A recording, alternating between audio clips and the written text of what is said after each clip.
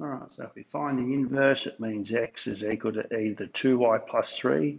So using my base log transformation, I get 2y plus 3 is equal to log base e of x, which is the natural log of x. So subtract 3 and then divide by 2. So I get a half minus a half natural log of x minus 3 on 2. So my inverse function could be written as natural log of x to the half minus 3 on 2. So if we have a quick look at that, here's the only one really, is C.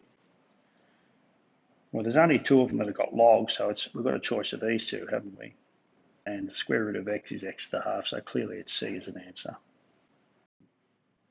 So continuing on, if we want to find the inverse function again, let's swap x and y. So x squared is equal to y minus 1, y is equal to x squared plus 1. So the inverse function is x squared plus 1.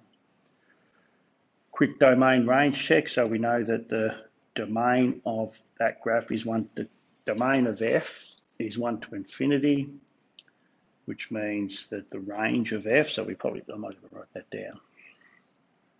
So the range of f inverse is, what do we say, 1 to infinity, and the domain of the range of the original function, so it's shifted 1 unit to the right, isn't it?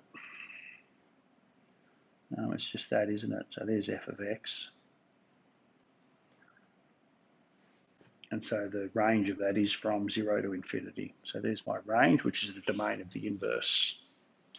So sketch the graph of f inverse of f of x over its maximal domain.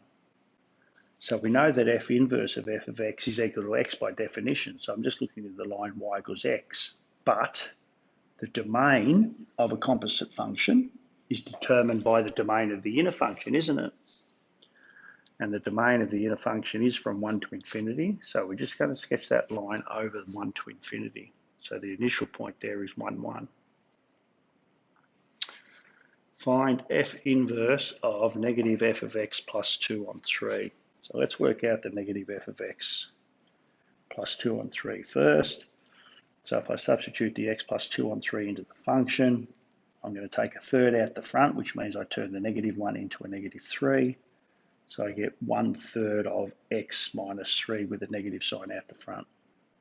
And now I'm going to substitute that into f inverse. So I've done that, which means I'm going to square that because that's what f inverse is, x squared plus 1.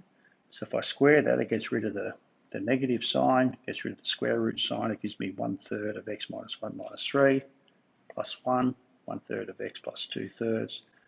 Take a 1/3 out the front just to tidy it up, and I'll get an x plus 2.